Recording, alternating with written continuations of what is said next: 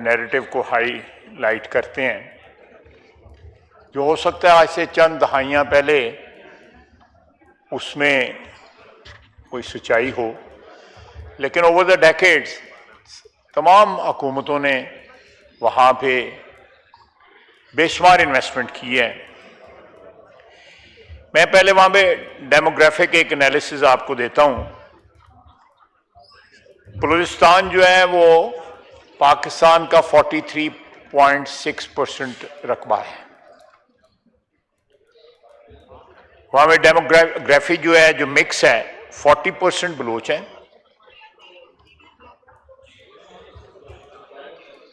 और उसमें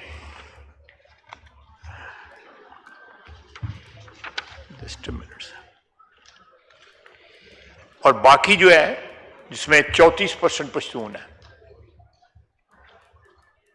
और 4% जो है मुख्तलिफ दूसरे हैं और मेरा ख्याल है 12 या 13% जो है वो बरावी हैं। ज्यादा बलोच जो है, जो इतने बलूचिस्तान में बलोच हैं उनसे ज्यादा बलोच जो हैं वो सदर्न पंजाब और नॉर्दर्न सिंध में रहते हैं। आप इससे अंदाजा लगा सकते हैं कि कितना हॉलो एक नैरेटिव बनाया गया हुआ है कि उसमें पहले जो थे, जो सियासी इमेंसिपेशन जो है ओवर द डेकेड्स वहां पे उस तरह नहीं आई जिस तरह पंजाब में आई है। पंजाब में भी वडेरे होते थे 50s के अंदर, 60s में भी, लेकिन आहिस्ता आहिस्ता ये चीजें जो है डिल्यूट हो गई। और उसमें जनाब स्पीकर में एक बहुत बड़ा पार्ट जो है प्ले किया लोकल गवर्नमेंट ने। ग्रास रूट लेवल पे लीडरशिप प्रोवाइड की गई जिसने आहिस्ता आहिस्ता सरदारों का या जगीरदारों वडेरों का पंजाब में या सिंध में, इन जगह पे पश्तून हमेशा से एक कॉस्मोपॉलिटन एक ऐसी सोसाइटी रही है जहां पे इस किस्म का स्ट्रक्चर नहीं था, लेकिन पंजाब में भी था, बलूचिस्तान में भी था, सिंध में था। वो डिल्यूट हुआ है, लेकिन यहां पे रेजिस्ट किया गया है उस डिल्यूशन को। अगर लोकल गवर्नमेंट सिस्टम वहां पे जब भी आया है उसने एक ग्रास रूट लेवल के ऊपर डेवलपमेंट वहां पे जो है वो प्रोवाइड की है। मैं आपको एक चार्ट देता हूं। मैं ये सारी चीजें इसलिए बयान कर रहा हूं ताकि ये नैरेटिव जो बनाया गया है, सर पार्टीशन के वक्त 1947 जब पाकिस्तान आजाद हुआ है, स्कूल जो थे वो 114 थे, आज 15,096 स्कूल है वहां पे। यूनिवर्सिटीज नील थी, आज 12 यूनिवर्सिटी है वहां पे। मेडिकल कॉलेजेस नील थे, आज 5 मेडिकल कॉलेज हैं बलूचिस्तान में। कॉलेजेस जो थे, नॉर्मल कॉलेजेस जो थे वो नील थे, आज 145 है। कैडेट कॉलेज जो है 13 है, पंजाब में 5 है सिर्फ। टेक्निकल इंस्टीट्यूट्स नील थे, आज 321 है। हेल्थ में जो है वो डेवलपमेंट देखें, मेजर हॉस्पिटल्स 3 थे पार्टीशन के वक्त, आजादी के वक्त, आज 13 हैं। टीचिंग हॉस्पिटल जो है नील थे, आज 18 है। डीएचक्यूज जो है नील थे, आज 33 है। बीएचयू नील थे, आज 756 है। डिस्पेंसरीज 6 थी, आज 541 है। कार्डियक सेंटर जो है नील थे, आज 4 हैं। टीबी सेंटर्स नील थे, आज 8 हैं। डायलिसिस सेंटर्स नील थे, आज 24 हैं। हो सकता है कि इनका फंक्शन जो है वो उतना एफिशिएंट ना हो करप्शन की वजह से। करप्शन एक ऐसा दीमक है जो हमारे एक नेशनल जो स्ट्रक्चर को खा रहा है, इसमें कोई शक नहीं है। तमाम सूबों में करप्शन है, हर लेवल पे, वफाक में भी करप्शन है, लेकिन यहां पे बलूचिस्तान में जो है हमारे वहां पे सियासी क़यादत ने, मैं कोई मेरी बात का गलत मतलब ना रहे, सियासी क़यादत सब जगह ही तकरीबन जो है एक ही रंग में रंगी हुई है, किसी जगह पे ज्यादा रंग चढ़ा हुआ है, किसी पे जगह पे कम रंग चढ़ा हुआ है।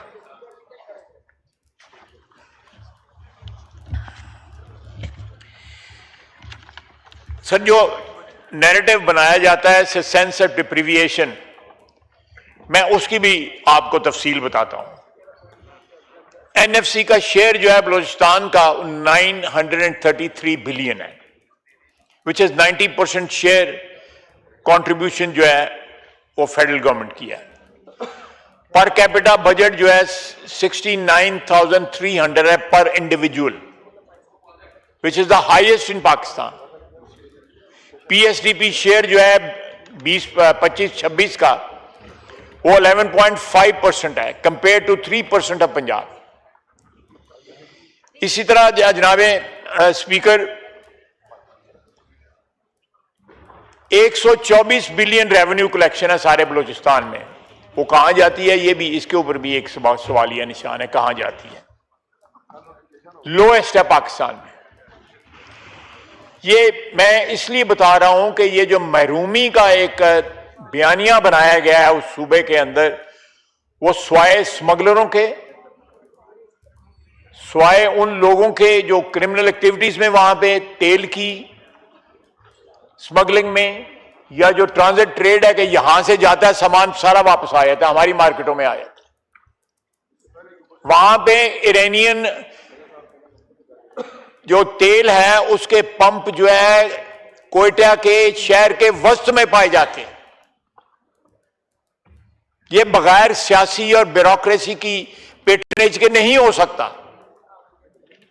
सरदारी निजाम जो है या वडेरा निजाम जो है या जगीरदारा निजाम जो है सब जगह खत्म हो चुका है, बलूचिस्तान में परपेचुएट हुआ है।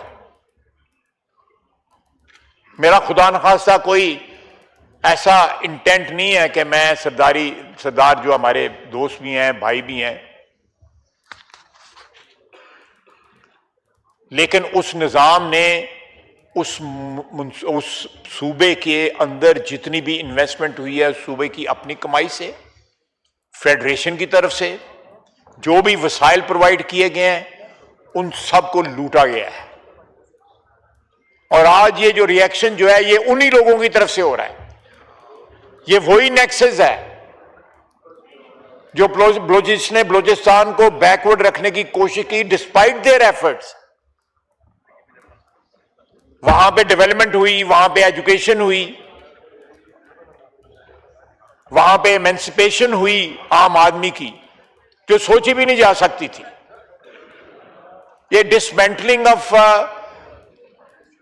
सरदारी सिस्टम या फ्यूडल सिस्टम, और जिसमें स्मगलर मिले हुए हैं, जिसमें anti Pakistan element backed by India vote में मिला हुआ है, ये लोग नहीं चाहते। देखिए, मैं तुर्बत एक शहर है जिसकी मेरा 3 लाख आबादी है कि 2.5 लाख आबादी है, वहां पे एयरपोर्ट है, कैडेट कॉलेज है, इंटरनेशनल एयरपोर्ट है, जरूरत है उनकी, बिल्कुल उनको प्रोवाइड किया गया। मैं नहीं कहता कि उनको ज्यादा चीज दे दी गई है, वहां से बहुत से लोग जो है गल्फ में रहते हैं, उनको प्रोवाइड किया गया है। जितने इस वक्त एयरपोर्ट्स जो हैं बलूचिस्तान के अंदर हैं, किसी और सूबे में नहीं है। मेरे जो बलूचिस्तान के भाई बैठे हैं, देर बेर मी आउट,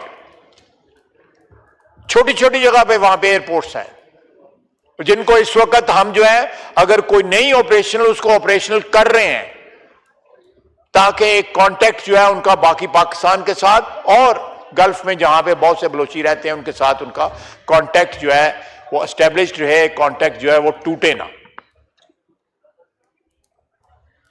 जनाब वाला, एक मिसिंग पर्सन का भी नैरेटिव बना। मैंने सुप्रीम कोर्ट में जाके जस्टिस इफ्तार चौधरी और जवाद पाल जो है बेंच के हिस्से में थे, उसका हिस्सा थे, मैंने वहां पे उस ये बात है 2013 की, मैंने वहां पे स्टेटमेंट वहां पे सबमिट की। ये भी नैरेटिव गलत है। अभी जो लोग दहशतगर्द जो मारे जा रहे हैं वो सारे मिसिंग पर्सन लिस्ट में उनका नाम है। मिसिंग पर्सन जो है वो मस्कत में बैठे हुए हैं, वो ओमान में बैठे हुए हैं, दुबई में बैठे हुए हैं, और यहां उनकी फैमिलीज जो है पैसे ले रही हैं, अलाउंस ले रही हैं, स्टेट से अलाउंस ले रही हैं। उस वक्त जो फिगर मैंने दी थी उसमें मिसिंग पर्सन जो केपी में इंटर्नमेंट सेंटर थे वो डाल के जो है नेट जो थे उस वक्त जो है 700 कुछ लोग थे। इस नैरेटिव को भी बनाया गया है। इस नैरेटिव में कितनी सच्चाई है मैंने आपको बता दी है। मैं भी सपोर्ट करता था इस कॉज को, मैं भी यहां पे शायद दस्तूर पे खड़ा होकर जो है प्रोटेस्ट करता था, लेकिन ये सारे नैरेटिव्स जो है हाईजैक कर लिए दहशतगर्दों ने, क्रिमिनल एलिमेंट्स ने। इस सूबे को डिस्टेबलाइज करने के लिए हिंदुस्तान जो है, देखें कुलभूषण जो है वो कहां से पकड़ा गया? कोई लाहौर से नहीं पकड़ा गया, कराची से नहीं पकड़ा गया, वो बलूचिस्तान से पकड़ा गया। इतना बड़ा इलाका है कि उसको मैनेज ही करना जो है ना, इट्स ए जाइगेंटिक टास्क। आप उसको इस तरह मैनेज नहीं कर सकते। हमें दहशतगर्दी का सामना जो है केपी में भी है, पख्तूनख्वा में भी दहशतगर्दी का सामना है। हमारी वहां पे फोर्सेस जो हैं, सिक्योरिटी फोर्सेस जो हैं, उनकी तादाद कहीं ज्यादा है बलूचिस्तान से। उसकी ज्योग्राफी जो है वो कवर उस तरह नहीं हो सकती जिस तरह पंजाब या सिंध या पख्तूनख्वा की हो सकती है। उससे ये एडवांटेज लेते हैं। मैंने आपको बताया है कि 40 के 35 स्क्वायर किलोमीटर के ऊपर एक बलूचिस्तान का शहरी, बलोच नहीं उसमें और भी शहरी, जिस तरह मैंने आपको परसेंटेज बता दी है। अब जनाबे स्पीकर, ये इनके पास जो असला है मैं आपको उसका भी बताता हूं। 20 लाख रुपए की तो सिर्फ राइफल है, हमारे पास नहीं है वो राइफल।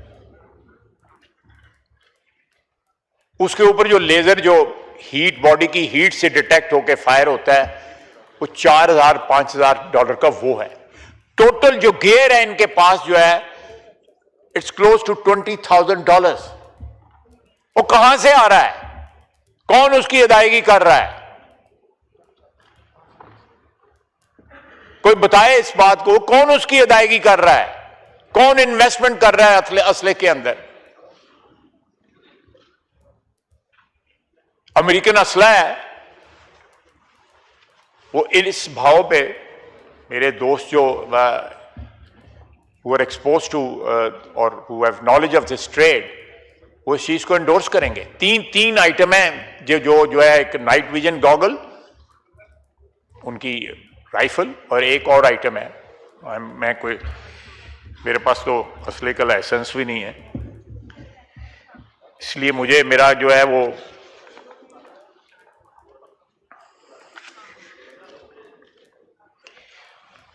डिस्पाइट रेजिस्टेंस आज भी हमारे दोस्त जो हैं गवादर से, कलात से मुझे आके मिलते हैं। इस ऐवान में जो मेंबर हैं वो चाहते हैं वहां पे सड़कें बने, हम भी चाहते हैं वहां सड़कें बने। जहां सड़कें बनी हुई हैं उन पे जो बसें चलती हैं, वहां से उतार के आईडी कार्ड देख के कि ये किस सूबे से ताल्लुक रखता है, उसको कत्ल कर दिया जाता है। एक नहीं, दो नहीं, हजारों जो है मुसाफिर जो है, जो ज़ियारतों के लिए ईरान जा रहे होते हैं, कहीं और जा रहे होते हैं, उनको आईडी कार्ड देख के कि कई ये पंजाबी हैं, उनको मारा गया।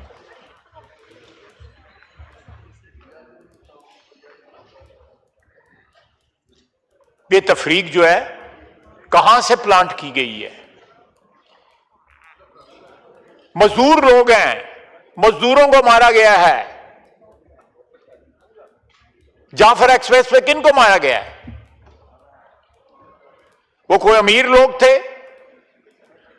या वो ताकतवर लोग थे या उन लोगों के पास कोई इन्फ्लुएंस था कि इस मुल्क की जो है वो डेस्टिनी चेंज कर सकते? वो ये क्या नैरेटिव था कि आप बेगुनाह अफराद को उनकी शनाख्त देख के उनको जो है आप कत्ल कर देते हैं? वो रोजी कमाने वहां पे जाते हैं। किसी भी सूबे में इस तरह नहीं होता। ये सिर्फ और सिर्फ जनाब स्पीकर एक क्रिमिनल जो गैंग है, ये सारा जो ट्रेड है, स्मगलिंग है, ये सारी की सारी इलीगल ट्रेड जो है, उसका जो मिलिट्री विंग है जो उनको प्रोटेक्शन प्रोवाइड करता है वो BLA है, जो अपने आप को लिबरेशन आर्मी कहता है। वो चोरों की आर्मी है, वो बैंडेट्स हैं।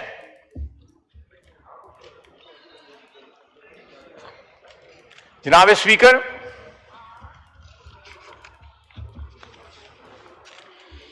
ये एक्टिवेट की गई है क्रिमिनल आइडियोलॉजी को जो है गार्ड करने के लिए।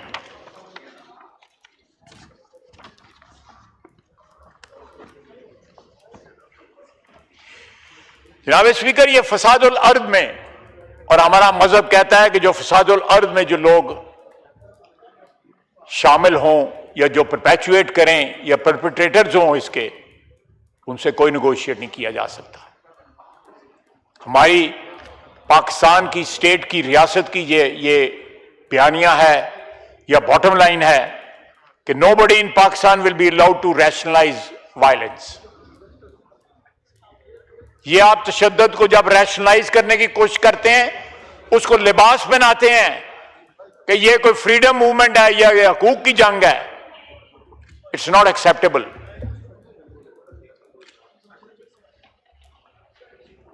Because it's not true. ये एक कवर है क्रिमिनल जो है एक्टिविटीज को जो है लेजिटिमाइज करने का। एक पूरी जनरेशन को जो है वो जहर फैला रहे हैं। लेकिन अल्हम्दुलिल्लाह आज भी सारे बलूचिस्तान में कोई ऐसा इलाका नहीं है जहां पे उनकी रेट हो। जिस तरह कहते हैं ना कि वो कि एक रेट कायम ते कम, जो भी डिस्ट्रक्शन करते हैं, खून खराबा करते हैं, उसके बाद वो निकल जाते हैं। इंशाअल्लाह ताला आने वाले दिनों के अंदर जनाब स्पीकर, मैं हुकूमत के बिहाफ के ऊपर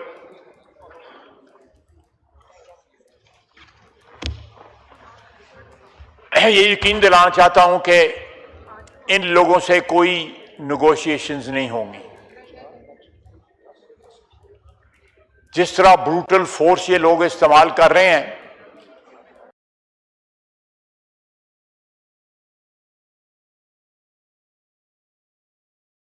रियासत की जो है ताकत के साथ दिया जाएगा।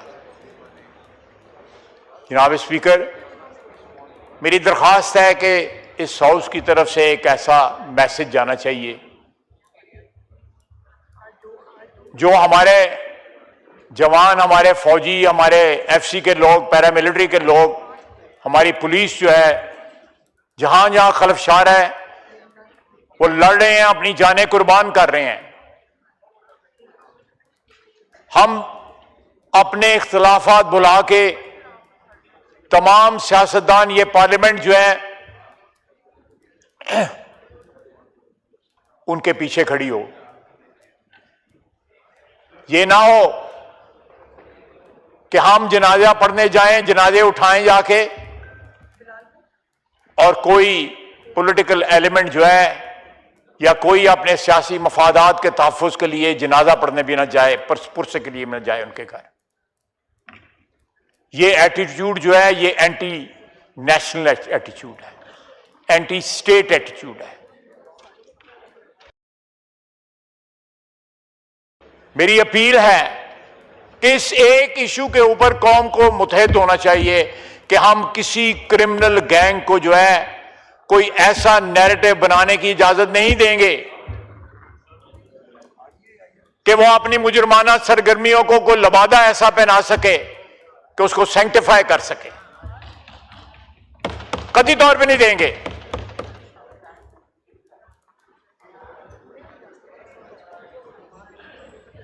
मैं, आपने भी और मैंने भी, राणा साहब बैठे हुए हैं, इन्होंने भी, हमने एक अरसा गुजारा है इस पार्लियामेंट में। मेरी दरख्वास्त है, विद ऑल ड्यू रिस्पेक्ट, इस इंस्टीट्यूशन ने हमें बड़ी इज्जत दी हुई है, इस इदारे ने हमारा कद काठ बड़ा बढ़ाया हुआ है। इस इदारे के जो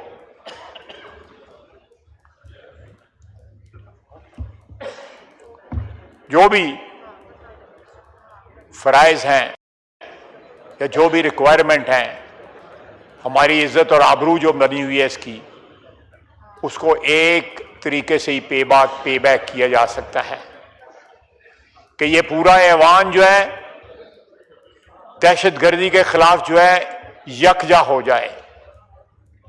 हम इख्तिलाफात रखें, अपनी लड़ाइयां रखें, लेकिन ये 1 पॉइंट एजेंडा जो है, इसके ऊपर पूरी कौम को मुतहद होना पड़ेगा। अपने सियासी इख्तिलाफात जो है उनको बिल्कुल होल्ड में रखें, उनके लिए एजिटेट भी करें, लेकिन ये जिम्मेदारी जो है वो सिर्फ हमारी फोर्सेस की नहीं है, ये पूरी कौम की जिम्मेदारी है। ठीक है, उनकी ये प्राइमरी प्रोफेशनल जिम्मेदारी है, कौम के साथ उनकी कमिटमेंट है, वतन के साथ उनकी कमिटमेंट है, और वो जिम्मेदारी पूरी कर रहे हैं, वो जाने कुर्बान कर रहे हैं।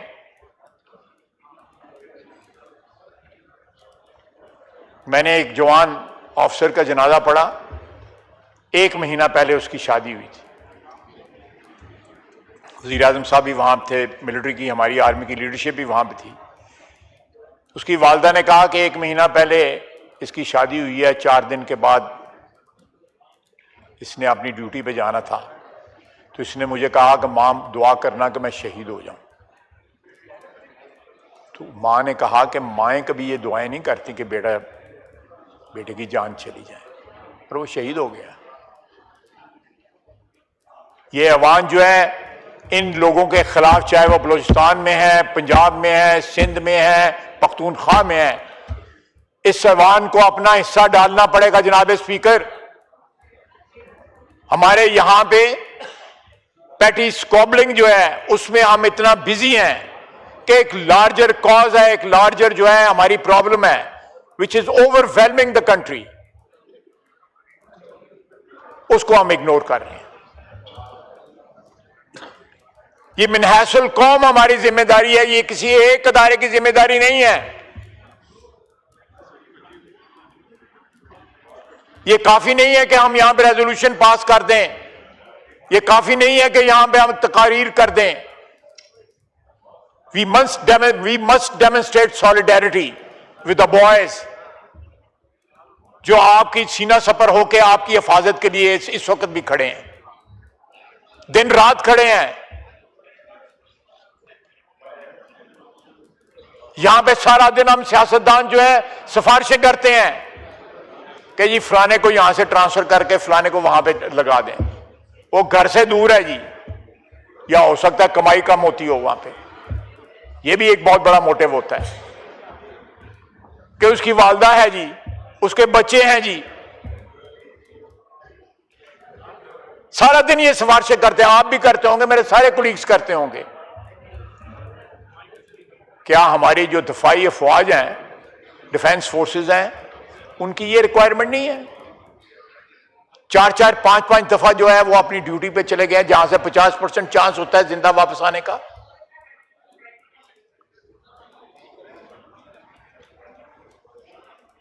How can rest of the nation live in A bubble जिसमें करप्शन भी है, जिसमें हर किस्म की आसाइशें हैं। ये जो हम जो बजट पास करते हैं, ये बजट कितना खर्च होता है पाकिस्तान की आवाम के ऊपर? पीडब्ल्यूडी जो है वजीर आजम ने क्यों बैन की? आप अपने हलकों में देखें, आपको जो एलोकेशन होती है, बजट एलोकेशन होती है, कितने परसेंटेज खर्च होता है? जब नेशनल लीडरशिप जो है वो इतनी बेखबर हो कि करप्शन क्या हो रही है, दहशतगर्दी कितनी हो रही है, ये गपशप लग रही है जनाब। जरा प्लीज काइंडली आप लोग अंदर जाके बात कर लीजिए, वहां पे अंदर जाके गुफ्तगू कर लें। एक बड़ा एक सर सीरियस इशू डिस्कस हो रहा है। ये भी एक रिफ्लेक्शन है कि हाउ सीरियस वी आर। जी जी ये भी एक रिफ्लेक्शन है कि पहले वहां पे ख्वातीन गप्पे मार रही थी, अब यहां पे 3 टोले खड़े हैं। It is a reflection of this house. जी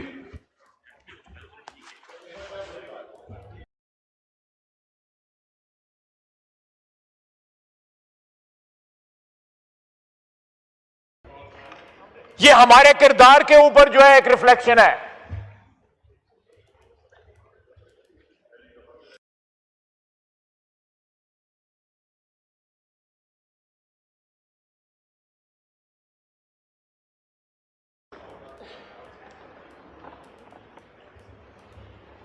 ये इनसेंस, जॉन एफ कैनेडी ने कहा था, ask not what can your country can give you, say what you can give to your country.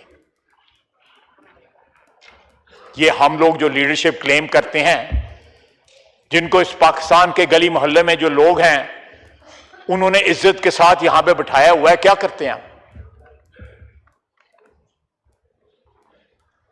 एक सूबा जो है उसमें क्रिमिनल लोग जो हैं, ट्रांजिट ट्रेड से माल कमाने वाले, यहां भी केपी में भी, पख्तूनख्वा में भी ट्रांजिट ट्रेड का माफिया है। वहां भी अफगानिस्तान चीजें नहीं पहुंचती, चीजें वापस हमारी मार्केट में आती हैं। मुल्तान का बंदा नौशहरे में जाके क्यों अपना सामान क्लियर करवाता है?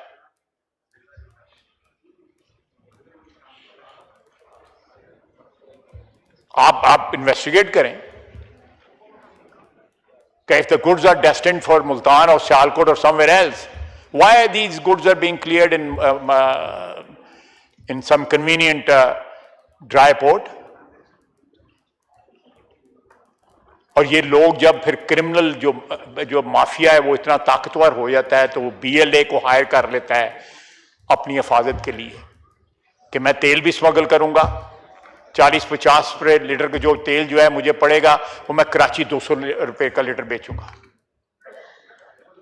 कोई है उनको रोक सके? मुझे खुद पता है कि वहां पे कोयटा के सेंटर में एक पेट्रोल पंप था जहां पे बिकते ईरानी तेल था, बहुत बड़ा नाम था जिनका वो पेट्रोल पंप था। पता होगा मेरे भाई को, महमूद खान को पता ना, देख लें जी। नहीं, बिजली जो है वो किसी अरेंजमेंट के तहत आती है वो। जी जी, काइंडली एड्रेस दीजिए। लेकिन ये मैं जनाब स्पीकर, मेरे कहने का मतलब है कि this is a wake up call. 177 जो है टेररिस्ट जो है वो हलाक हुए हैं, लेकिन ये भी तो सोचना चाहिए कि ये आज से नहीं सालों से हो रहा है कि वहां से बसों पे उतार के ID कार्ड देख के लोगों का कत्लेआम किया जाता है। वो ज़ायरीन होते हैं, वो गरीब गुरबा होते हैं, बसों के ऊपर जो है कोई अमीर आदमी सफर नहीं करता।